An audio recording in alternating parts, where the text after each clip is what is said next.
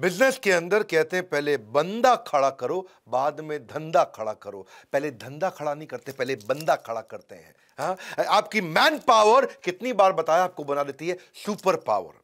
अब मेरे प्रश्न है आपसे भैया, people are assets, yes no? People are assets, answer दो, यस और नो?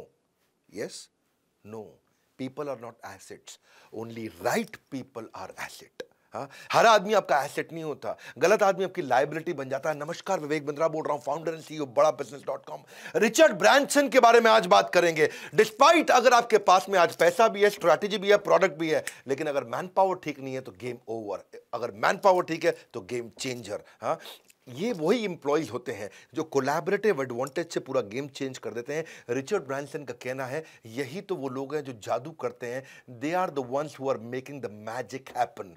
यही लोग हैं वो जो जादूगर जो है ना आपकी कंपनी में, आप नहीं, आपके एम्प्लॉइज हैं। रिचर्ड ब्रांसन एक ब्रिटिश बिजनेस मैग्नेट और पावरफुल इन्वेस्टर, 400 से ज्यादा कंपनीज उनकी। He was नाइटेड by the Buckingham palace. जैसे हमारे यहाँ पद्मश्री, पद्म भूषण होता है, पद्म विभूषण, भारत रत्न होता है, ऐसे ही वहां knighthood, नाइटेड by the royal family. Richard Branson दुनिया के सबसे अमीर लोगों में से, लेकिन कभी भी अपनी पढ़ाई पूरी नहीं कर पाए, अपनी ग्रेजुएशन पूरी नहीं कर पाए। इनकी फिलॉसफी क्या है? ऐसी भूख जो कभी शांत नहीं होती, किस चीज की? सीखने की।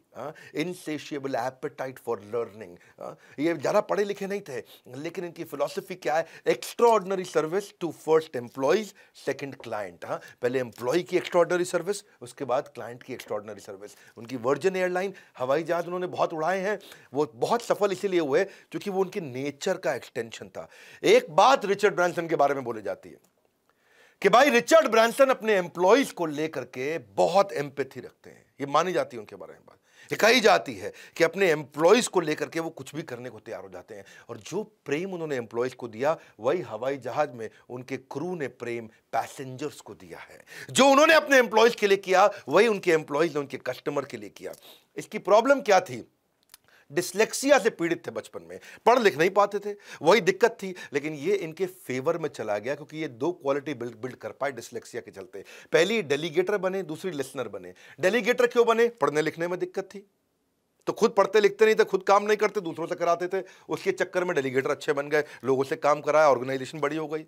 दूसरी, ये अच्छे लिसनर थे। क्यों अच्छे लिसनर थे? क्योंकि अच्छे रीडर नहीं थे, पढ़ नहीं पाते थे, कहते तुम समझा दो मुझको, उस चक्कर में ध्यान से सुनते थे। अच्छे लिसनर बने तो एम्प्लॉय बड़े खुश होगा, अरे बॉस हमारी सुनता है, अरे बॉस हमारी सुनता है। इस चक्कर में, ये दोनों क्वालिटी के चक्कर में कि दूसरों से काम कराना और उनको बहुत ध्यान से सुनना, उस चक्कर में उन्होंने अच्छी टीम भी बिल्ड कर दी और वहीं से ऑर्गेनाइजेशन ग्रो कर गई। इनकी एक सबसे फेमस फिलॉसफी जिसको मैं बहुत पसंद करता हूं, कहते हैं अपनी एम्प्लॉयज को इतनी ट्रेनिंग दे दो, इतनी ट्रेनिंग दे दो, अपने एम्प्लॉयज को इतनी ट्रेनिंग दे दो कि वो 2 गुना तनख्वाह पे उन्हें कोई भी हायर करके ले जाए। अच्छा, इंडिया में ये बात बोलो तो सन्नाटा छा जाता है। इतनी ट्रेनिंग दे दो एम्प्लॉय को कि 2 गुना तनख्वाह पे दूसरा आदमी हायर करके ले जाए, लेकिन उसके बाद उनको इतना प्रेम दो, इतना प्रेम दो कि 5 गुना तनख्वाह पे भी कभी छोड़ के ना जाए। ये है मेन मुद्दा। ट्रेनिंग तो खूब दे दो कि डबल सैलरी पे भी चला जाए, डबल सैलरी को तुरंत मिल जाए, कोई भी आए डबल सैलरी पे उसको उठा के ले जाए, लेकिन प्रेम इतना दे दो कि 5 गुना सैलरी भी दे तो छोड़ के ना जाए। ये थी इनकी फिलॉसफी। रिचर्ड ब्रांसन के बारे में माना जाता है कि उनकी जो असली स्ट्रेंथ है ना, वो उनकी पढ़ाई लिखाई नहीं थी, उनकी असली स्ट्रेंथ उनकी टीम थी। ये he puts himself in his employees shoes, कहते हैं ना कहावत, उनकी तरह सोचते थे, अपने एम्प्लॉयज की तरह, और तब उनकी इनसाइट को अपना इनसाइट, उनकी इंटेलिजेंस को अपनी इंटेलिजेंस बना लेते थे। इतना रिस्पेक्ट किया उनको कि पर्सनली मिलना हर एक से, उनको ध्यान से सुनना। इनके बारे में बोला जाता है द वॉक अबाउट, यानी कि मोडस ऑपरेंडी क्या है? Managing by walking around. ये केबिन में बैठने वाले आदमी नहीं है, इनको पसंद नहीं केबिन में बैठना, वहां घूम घूम के ऑफिस चलाना। रिचर्ड ब्रांसन पूरी दुनिया जानती है। रिचर्ड ब्रांसन, समझ तो लो कौन है रिचर्ड ब्रांसन। केबिन में बैठने वाले अरबपति नहीं थे ये कंपनी में घूम घूम के एम्प्लॉय से मिल के, और साथ में डायरी पेन हाथ में रखने के मामले में बड़े फेमस थे। जब भी कोई एम्प्लॉय कोई फीडबैक दे, कोई करेक्शन दे, कोई सजेशन दे, उसको लिख लेते थे, उस पर एक्शन लेते थे। तो अपने एम्प्लॉयज से पहला कस्टमर, इनको एम्प्लॉय को पहला कस्टमर मानते थे, बाजार का कस्टमर को सेकंड कस्टमर मानते थे। इतना उनके साथ में उनको ऑब्जर्व करना, और इससे फायदा क्या हुआ? एम्प्लॉयज को यह लगा कि ये रिचर्ड ब्रांसन हमारी टीम के पार्ट है, ये नहीं कि दूर से केबिन से हमको देख रहे हो, टीम का हिस्सा बन गए हैं। वो फीलिंग ने एम्प्लॉयज को बहुत ओनरशिप का फीलिंग दिया। अगली लर्निंग आपको इनकी बताता हूं जो इनकी मां ने इनको बचपन में दी। इनका जो लीडरशिप स्टाइल है, वो उनकी माँ के कारण आया। हाँ, तो प्यारी माँ वो क्या कहती थी इनको, जब भी रिचर्ड ब्रांसन किसी के बारे में बुरा बोले, जब भी किसी के बारे में बुरा भला कुछ कहें, तो माँ क्या कहे, शीशे के सामने खड़े होकर कहो और अपने चेहरे को देखो। अब ये शीशे के सामने गुस्से में जाके बोले तो उनके चेहरा नेगेटिव दिखता था, और नेगेटिव चेहरा इनको 10 मिनट अब देखते थे अपने आप को, तो उनको लगता था कि यार जो मेरे चेहरे पे नेगेटिव दिख रहा है वही शीशे में सामने आ रहा है। वहाँ से इनको बात समझ में आई कि मेरा अगर नेगेटिव इमोशन चेहरे पे होगा तो सामने वाले के अंदर नेगेटिविटी निकाल के ले आएगा, और मेरे चेहरे पे पॉजिटिव इमोशन होगा तो सामने वाले की पॉजिटिविटी निकाल के ले आएगा। ये बड़ी लर्निंग इनको बोले जीवन भर मेरे को बहुत काम आई। रिचर्ड भाई का कहना था कि ज़िंदगी भर ये लर्निंग मुझे बहुत काम आई कि जो मेरे चेहरे पे इमोशन होगा वो सामने वाले की ज़िंदगी में निकल के आ जाता है। मैं अगर चेहरे से पॉजिटिव हूँ तो मेरा एम्प्लॉय भी अंदर से पॉजिटिव उठ के आता था, और मैं अगर चेहरे से नेगेटिव हूँ तो एम्प्लॉय भी ये इनकी माँ ने इनको प्रैक्टिस कराया बचपन में। शीशे के सामने गुस्सा करो खड़े होकर के, पता चलेगा तुम दिखते कैसे हो। ये अपने आप को देख के घबरा गए, वहाँ से इनको बात समझ में आई। ये माँ का लीडरशिप लेसन जिंदगी भर इनको बहुत काम आया। ये बोलते जिंदगी भर इतना काम आया, कहते हैं कि उसके बाद जब मैं लीडर सिलेक्ट करता हूं अपनी कंपनी का, तो ऐसे लीडर सिलेक्ट करता हूं जिसके चेहरे पे एंथुसियाज्म हो, मुस्कुराहट हो, उसके बाद पूरी कंपनी अपने आप मुस्कुराने लगती है। ये हायरिंग के टाइम पे इनका एक रूल है। वो रूल क्या है कि जेनिटर से डायरेक्टर, जेनिटर कौन होते हैं अंग्रेजों के यहाँ, जेनिटर जो पोछा मारने वाली देवी जी रहती हैं, साफ सफाई करती हैं, उनको बोलते हैं जेनिटर, यानी कि ब्लू कॉलर्ड बिल्कुल जूनियर स्टाफ है जी, साफ सफाई करने वाला। जेनिटर से लेकर डायरेक्टर तक ऐसा आदमी हायर करो जो सबके नाम याद रखने की क्षमता रखता हो। जेनिटर से भी वैसे ही बात करता हो जैसे डायरेक्टर से बात करता हो। जैसे डायरेक्टर को इज्जत से बात करे वैसे ही पानी पिलाने वाले से भी इज्जत से बात करे, उनसे प्यार से उनका नाम ले, उनसे बात करे, उनको खड़ा हो, उनको पहचान सके, जो उनको सुन सके, उनको समझ सके। इनका कहना था हवाई जहाज क्या होता है, हवाई जहाज तो एक बैठने वाली बस जैसे उड़ने जैसी बस है, बस एक बस है जो उड़ रही है, वही तो होता है हवाई जहाज। लेकिन असली बात हवाई जहाज में वो उड़ने वाली बस नहीं है, असली बात है कि अंदर आप बिहेव कैसा कर रहे हो पैसेंजर के साथ, वो निर्धारित करेगा कि अगली बार कस्टमर हमारी कंपनी के हवाई जहाज में उड़ेगा कि कॉम्पिटिटर की कंपनी के हवाई जहाज में उड़ेगा। ये बात, हाँ, it is the people who make your journey pleasurable और सैड, और वही हैप्पी कस्टमर से, हैप्पी एम्प्लॉय से, क्षमा चाहता हूं, हैप्पी कंपनी बनती है, और डिप्रेस्ड एम्प्लॉय से एक डिप्रेस्ड कंपनी बन जाती है, यानी कि सैड एम्प्लॉय से सैड कंपनी बनती है। और अगर ये कहते हैं कि अगर किसी ऐसे आदमी को ले आओ जिसके चेहरे पे हर समय नेगेटिविटी रहेगी तो वो पूरी कंपनी को नेगेटिव बना बैठेगा। रिचर्ड ब्रांसन अपनी कंपनी के सीईओ को हायर करने से पहले ये चीज बड़ा नोटिस करते थे कि जेनिटर से डायरेक्टर ये सब पे कैसे ध्यान देता है, सबसे कैसे बात करता है। इसीलिए इनकी फिलॉसफी क्या है, सबसे पहले मेरा एम्प्लॉय, उसके बाद नंबर 2 है मेरा कस्टमर, उसके बाद नंबर 3 है मेरा इन्वेस्टर। क्योंकि धंधे में दिक्कत आएगी सबसे पहले तो इन्वेस्टर भाग जाता है, उसके बाद कस्टमर, फिर एम्प्लॉय। तो कहते कस्टमर और एम्प्लॉय को पहले साथ में रखो, और कस्टमर कब रहेगा, जब एम्प्लॉय साथ होगा। बड़ा अच्छा सीक्वेंस उन्होंने बनाया। इनकी एक और फिलॉसफी बड़ी सुंदर कि वर्क प्लेस को ना, वर्क प्लेस को वर्क पैलेस बना दो, वर्क पैलेस बना दो, ऐसा बना दो कि भाई महल बन जाए वो काम का। हाँ, सो इसीलिए इनका मानना है कि पर्सनालिटी बिफोर सीवी, पर्सनालिटी अच्छी होगी, उसके बाद सीवी को देखेंगे। आदमी खुश रहना चाहिए, क्योंकि इनका मानना है कि 80% समय तो आप ऑफिस में बताते हो, घर पे रह करके आपको फन करना, मजा करना अच्छा लगता है, तो फिर वही ऑफिस में क्यों नहीं किया जा सकता। अगर वो घर किया जा सकता है घर पे, तो वो ऑफिस में भी किया जाना चाहिए। तो ऑफिस में कुछ ऐसा करो कि हर समय एनर्जी बनी रहे, एक्साइटमेंट बनी रहे। So that people who are eager to have fun at work place, वो सब लोगों को हमेशा इंथ्यूज रखते हैं, हाई एनर्जी रखते हैं, और यही स्ट्रेंथ है इनकी। इसलिए हायरिंग करते वक्त भी इनके बड़े अच्छे टिप्स हैं। चलिए इनकी हायरिंग के टिप को समझो। पहला, मेरी ताकत क्या है और मेरी कमजोरी क्या है। दूसरा, मेरी टीम की ताकत क्या है और उनकी कमजोरी क्या है। तीसरा, ऐसे लोग हायर कर लो जो हमारी ताकत को की जरूरत नहीं है, जो हमारी कमजोरी है उसको आगे पूरा कर जाए। खत्म, simple, balance out the weakness. पहला, मेरी ताकत कमजोरी क्या है, अब ये मेरी कमजोरी है, उसके लिए मैं। दूसरा, मेरे टीम मेंबर की ताकत कमजोरी क्या है, क्या ये मेरी कमजोरी को फुलफिल कर सकता है अपनी ताकत से, बस इसको बैलेंस आउट कर दो, simple. Secret of success lies not in doing your work, but by recognizing a right person who can do on your behalf. ऐसे आदमी को ढूंढो जो आपके लिए काम कर सकता है। Hire people who are better than you. Look for people who aim for remarkable work.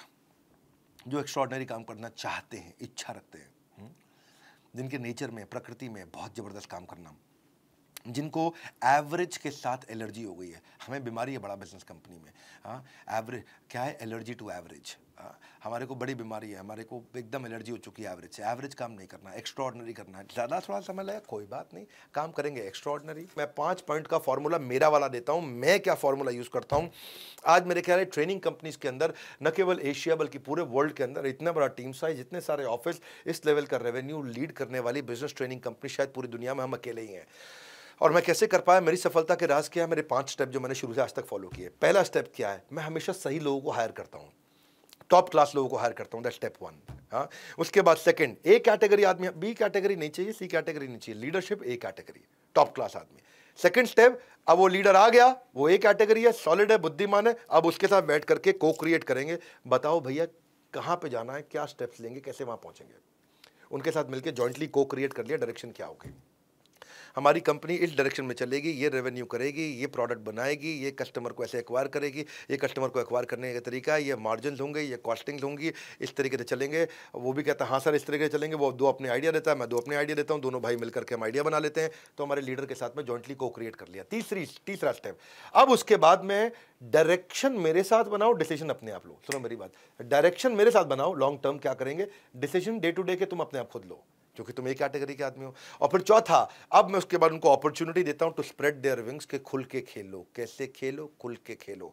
गलती भी करो मैं उसको झेल लूंगा, पर खुल के खेलो। खुल के खेलोगे तो तुम 100 की जगह 150 कर जाओगे। गलती करोगे तो मैं झेल लूंगा, खुल के खेलो। अब वो ए कैटेगरी आदमी हूं, खुल के खेलने दोगे A+ बन जाएगा। हाँ, सी कैटेगरी आदमी को खुल के मत खेलने देना, ए कैटेगरी वाले को खुल के खेलने दो, गेम चेंज करेगा। और इसके बाद मेरा 5वां स्टेप क्या है, ये काम करने के पीछे मैं कॉम्पनसेशन लगा देता हूँ बहुत अच्छी, सैलरी भी अच्छी, ईसॉप भी अच्छा, इंसेंटिव भी अच्छे।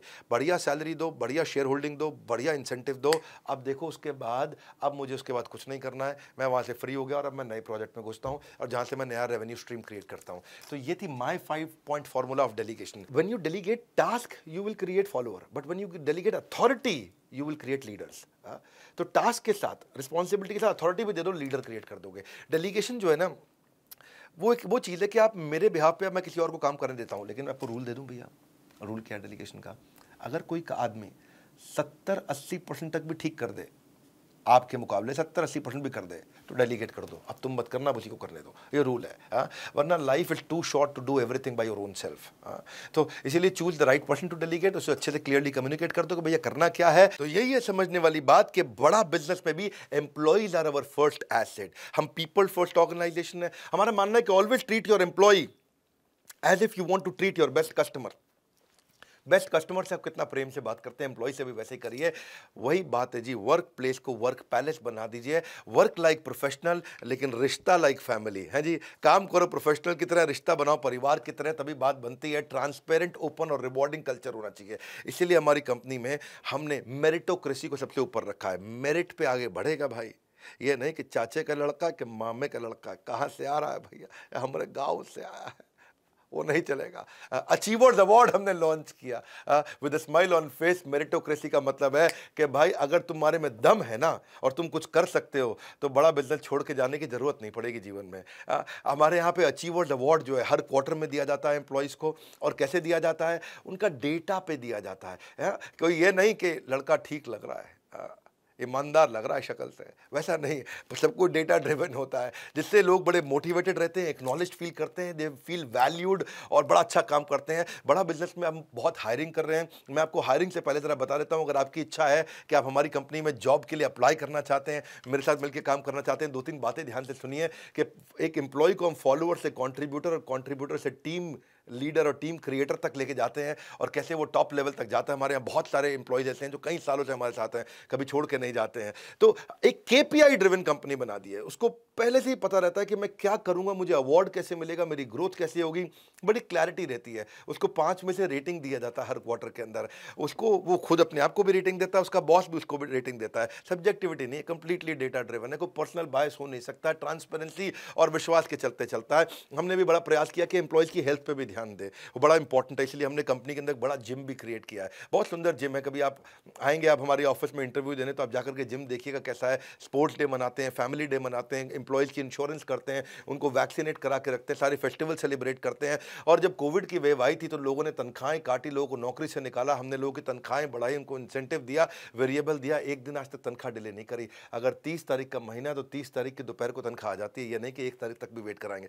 ये हमारी कंपनी में एक रूल है। अगर 28 फरवरी का महीना तो 28 तारीख को तनख्वाह मिल जाएगी। और हाँ, अगर 28 को संडे है और फोर्थ सैटरडे है उसके पहले, तो फिर फ्राइडे को यानी कि 26 को ही तनख्वाह मिल जाएगी। तनख्वाह हमारे यहाँ कभी डिले नहीं होती है, बिल्कुल फिक्स डे और फिक्स सैलरी तुरंत मिलती है। ये हमने शुरू से कल्चर ऐसा बनाया कि जितना बड़ा बिजनेस लें, जिस समय कोविड के टाइम पे अपने हमारे एम्प्लॉयज़ ने और हार्ड वर्क किया, कंपनी को थोड़ा कमा के दिया, ताकि हमने एक हॉस्पिटल भी बनाया था। बड़ा अच्छा लगा उन दिनों, पूरे हमारे एम्प्लॉयज़ ने मिलजुल के काम किया। आप अगर हमारी कंपनी में अप्लाई करना चाहते हैं तो technology, content, sales, leadership, managerial, कई सारे रोल हैं। आप अपना रिज्यूमे भेज सकते हैं हमारे ईमेल एड्रेस पे। अगर आप टेक्नोलॉजी से हैं, PHP, product analyst, data scientist, data engineering manager, application develop करना जानते हैं, आप ऐप डेवलप करना जानते हैं, एंड्रॉइड, आईओएस, डेवऑप्स के हैं, या फिर आप सोशल मीडिया में जाना चाहते हैं, डिजिटल मार्केटिंग में आना चाहते हैं, आप कंटेंट के बारे में समझते हैं, कंटेंट की हमारे पास में 15-20 अलग-अलग प्रकार की पोजीशंस हैं। आप वीडियो बनाना जानते हैं, एडिटर हैं, एनिमेटर हैं, आप कॉपी राइटर हैं, सेल्स के ट्रेनर हैं, सेल्स करना जानते हैं, कॉल सेंटर में ज्वाइन करना चाहते हैं, गेस्ट कोऑर्डिनेशन करना चाहते हैं, careers@badabusiness.com, आइए हमारे यहाँ जाकर के ज्वाइन करिए। और रिचर्ड ब्रांसन की अमेजिंग स्टोरी, लोग, आप अगर एम्प्लॉई हैं तो अपने बॉस को भेज दीजिए, उसको भी दिखाइए वीडियो, हो सकता है वो बड़ा इंस्पायर्ड फील करें। अगर आपके पापा फैक्ट्री चलाते हैं, बिजनेस चलाते हैं, उनको भेजिए। नहीं तो अपने कुछ दोस्तों में, अपने सर्कल में भेजिए, क्योंकि लोग छोड़ के चले जाते हैं, बड़ा परेशानी होती है छोटे बिजनेस के अंदर। ये आइडिया हो सकता है लोगों को काम आए। हमारे साथ जुड़े रहने के लिए, कमेंट बॉक्स में आके चर्चा करने के लिए, नए हैं तो सब्सक्राइब आपने कर दिया होगा, world's number 1 entrepreneurial YouTube channel. हमारे साथ जुड़े रहने के लिए आप सबका हृदय की गहराई से प्रेम पूर्वक बहुत बहुत धन्यवाद।